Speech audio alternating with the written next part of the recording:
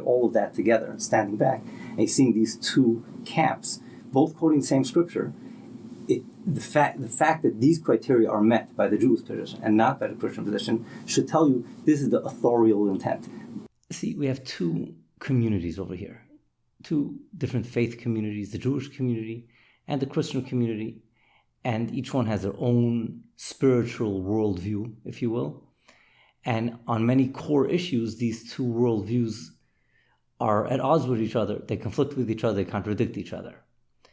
And what's interesting is that each of these worldviews, each of these communities, the Jewish community and the Christian community, point to the same book.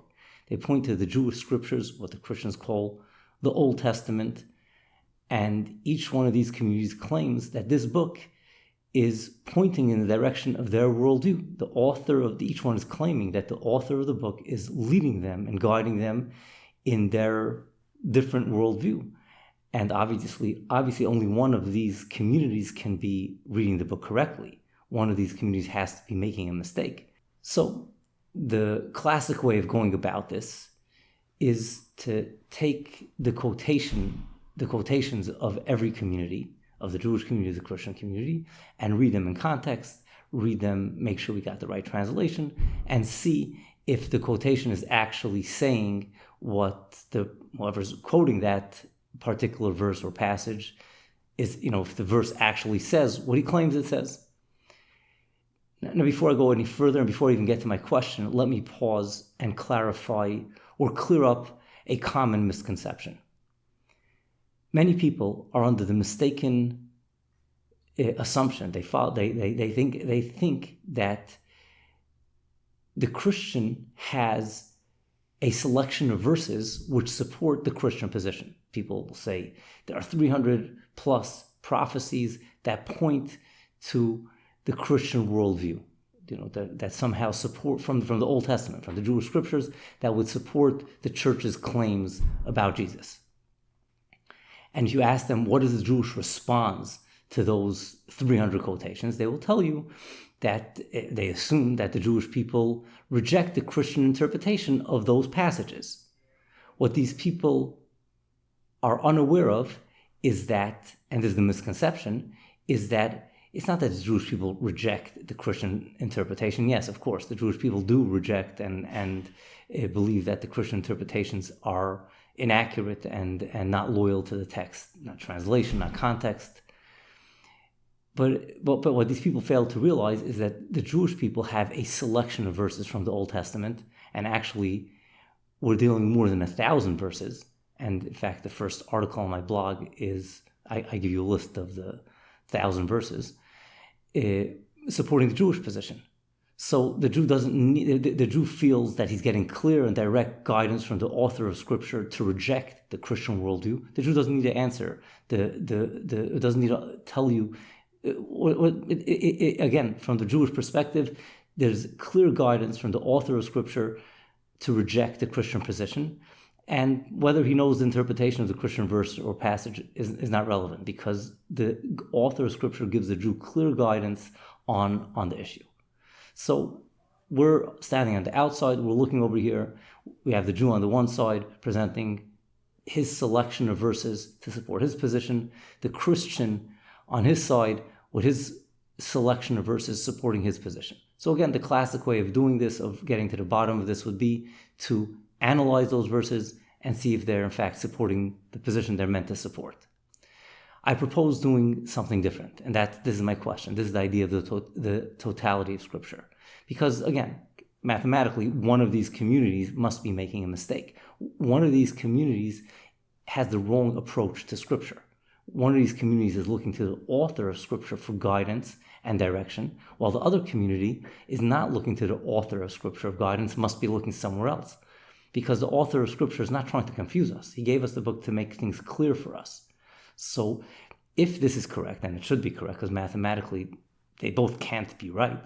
They disagree on so many foundational issues, as important as who we are to worship. So since we would expect, since one of them is wrong, we would expect a pattern to emerge. When we look at the selection of verses from the Christian side, from the Jewish side, we would expect a pattern to emerge, we would expect one selection of verses to be following the guidance of the author of Scripture, and we would expect to see, without even examining the verses, just from the pattern, that they're not following the guidance of Scripture.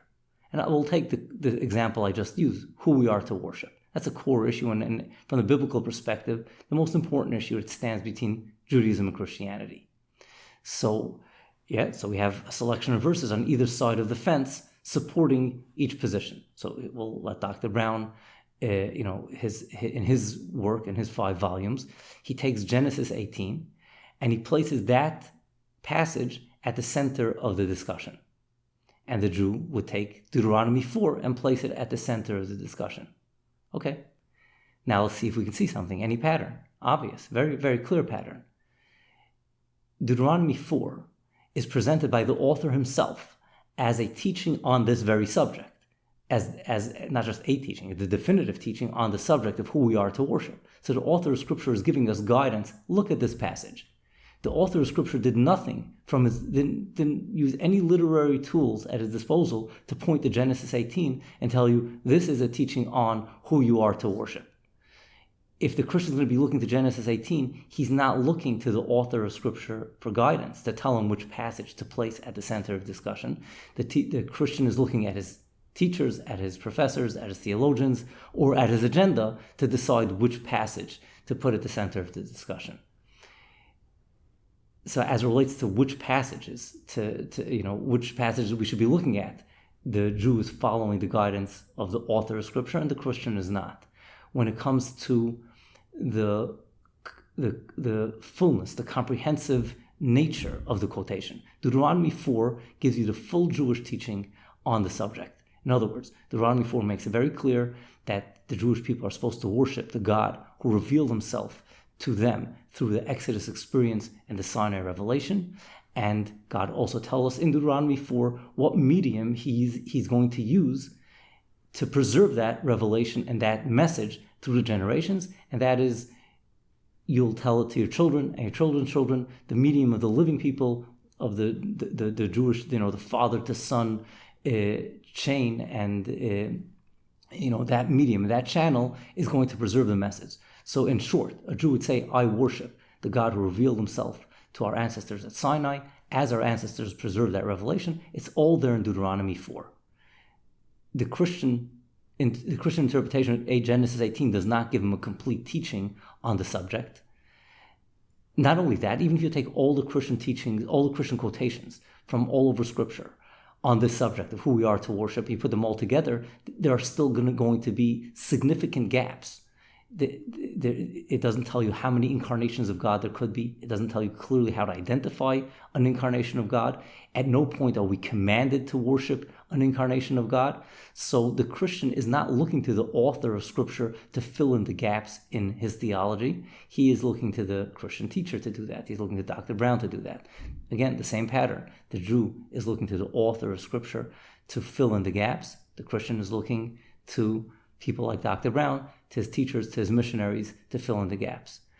And in the matter of clarity, there are many Christian scholars that dispute the missionary application of Genesis 18. It's far from clear. The passages that the Christian quotes in support of the doctrine cannot be considered clear. Every single one of the passages is open to debate, and even Christian scholars question the Christian application of that passage. As opposed to the quotations that the Jew is presenting, they're very clear, and no one disputes that Deuteronomy 4 is a teaching on the subject of who to worship, and the author of Scripture made things very clear. So again, here we have the same pattern. The Jew is looking to the author of Scripture to provide clarity, and the Christian is not looking to the author of Scripture to provide clarity. The Christian is looking to his teachers, to his missionaries, to his agenda to provide clarity. So here's the question. The question is very simple. The pattern is very clear. The Jew is looking to the author of Scripture for guidance on which passage to place at the center of discussion, to fill in all the gaps for clarity. And the Christian is not looking. He's ignoring the guidance of the author of Scripture. And the Christian is looking to his teachers, to his human teachers, for clarity, for the filling in the gaps, and to decide which passage should be placed at the center of the discussion. So this itself, before we even get into discussion about the particular passages, should tell us that the Jew is following the guidance of the author of Scripture while the Christian is not. So this is the question I presented to Dr. Brown. I presented it in writing, and in August 20, I presented it to him. And now we will listen to Dr. Brown's response to this question.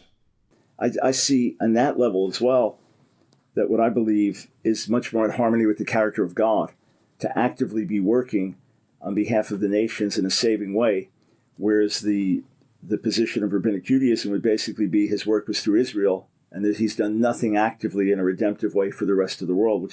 Dr. Brown did not push back against the pattern that I noticed and that I'm pointing out, between the Jew and the Christian. He wasn't able to dispute this because these are obvious facts. There's no way anyone in the world could say that the author of Scripture put Genesis 18 at the center of this discussion. So Dr. Brown did not push back on the pattern.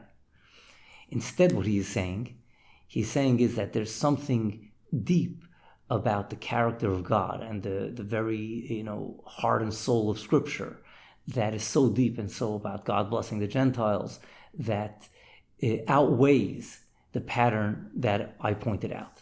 So, technically we could say it's subjective, who said what weighs more. But let's think about this a little bit more deeply. The truth is I'm going to be responding to Dr. Brown's response on many levels. For starters, again, so what Dr. Brown is saying is that according to what he understands, the character of God as it emerges from Scripture, it doesn't make sense to him that God should have been doing nothing redemptive for the Gentiles for the last 2,000 years. And his understanding of Rabbinic Judaism is that their worldview is that God has been doing nothing for the Gentiles for the past 2,000 years, which actually is an inaccurate understanding of Rabbinic Judaism, but let's put that aside. So, first of all, his argument is simply mathematically wrong on a simple level, because according to his worldview, what was God doing all the years for the Gentiles? What was God doing for the Gentiles all the years before Jesus came onto the scene? Whatever explanation he presents for that point in time, let's say he'll say God was preparing the ground for the Messiah. Okay, so he could be doing that for the next 2,000 years as well. Or whichever other way he was blessing the Gentiles in the years leading up to Jesus, God could still be doing that now. So his answer to begin with doesn't, get off the ground. On another level, we could respond is, okay, so he's deciding that this detail of Scripture, this detail of the spirit and the soul of Scripture about the blessing for the Gentiles, it fits the Christian worldview better. There's so many details, and not details, but even pillars of Scripture that fit the Jewish worldview better. Obedience, commandment, the land of Israel, covenant with the Jewish people, witness community. All these things are foundational to the themes of Scripture, to the heart and soul of Scripture. And if you just examine those, they fit with the Jewish worldview and not with the Christian worldview. And just historically, for years, the church believed that the word Israel, whenever it says something good, is not talking about the Jewish people. So they misunderstood a basic idea of Scripture. And just because in the recent years they came around to recognize that maybe they made a mistake on something so foundational, doesn't bring them so much more in line with the spirit of Scripture. So the whole argument of being in line with the spirit of Scripture is very subjective and open to question and could be working against him. A third level of response to his response would be, is your understanding of history is warped, Dr. Brown. What are you telling me? That Christianity was a blessing for the Gentiles. That's how God, through Christianity, that's how God is bringing blessing to the Gentiles? Let's just consider for a few minutes. If there wouldn't have been Christianity, if Jesus wouldn't have been born, then Gentile Europe would not have been guilty of the Crusades, all the sins of the Crusades, all the sins of the Inquisition, all the persecutions and pogroms and hatred of God's chosen people, of the Jewish people. Where's the blessing? Yes, I'm not denying that in many occasions, in many places, the church has brought blessing to people, and I'm not denying that. But you cannot deny that the church has brought serious curse to the Gentiles. So to ignore the curse and just look at the blessing is a warped view of history. It's wrong to say that this is the only vehicle of blessing that God was doing for the Gentiles in the last 2,000 years, because it brought the Gentiles plenty of curse. So on 3 levels, it's illogical. The mathematics don't work out. Totally subjective. Who decides which part of the spirit of Scripture you want to fit with, and his understanding of history is warped. But I think that his answer actually reinforces the question and makes the question so much stronger. Because again, let's go back to the original question. The question is, look, the pattern is very clear. The Jew is looking to the author of Scripture for guidance, and the Christian is looking to his teachers, to his human teachers for guidance. Okay, so how's Dr. Brown responding to that? Okay, he's saying, let's look at what God did for the Gentiles. One second. We have a question over here. Who it is that we are to worship. We have clear guidance from God in his book. He's telling us, look at this passage, read it. I'm giving you clarity. I'm filling in all the gaps for you. And Dr. Brown is saying, no. Don't look at Deuteronomy 4. Don't get the message from Deuteronomy 4. Instead, turn around and look at something else. Ask yourself, how do you think God would have blessed the Gentiles for the last 2,000 years?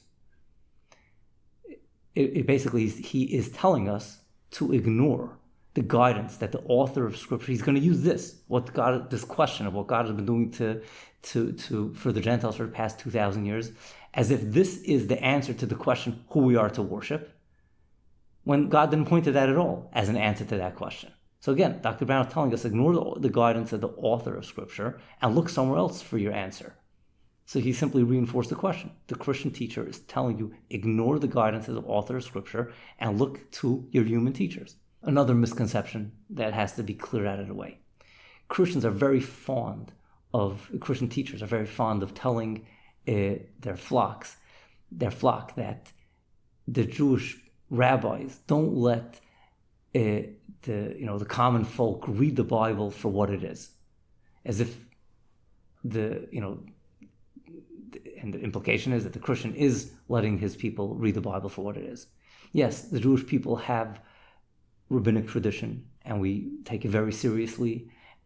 But when it comes to the foundations of the faith, the areas where Judaism and Christianity differ and contradict each other, you don't need the rabbinic traditions. Even if you accept the Christian view of sola scriptura, just take Scripture at face value, even if you accept that view, the author of Scripture, in Scripture alone, without the rabbinic traditions, gives you very clear guidance on every one of the issues that stand between Christianity and Judaism. Who it is we are to worship, how to achieve reconciliation with God after you sinned, what is the general picture of what is the role of the Messiah. On all of those issues, Scripture is clear. And if you'll follow the guidance of the author of Scripture and ignore all of the rabbinic traditions, you'll end up with Judaism and you will not end up with Christianity. When Christian teachers tell you the rabbis are misleading you, they're distracting attention. They're taking your attention away from the fact that they are misleading you. They're telling you, don't look at the guidance of the author of Scripture. So I'm challenging you,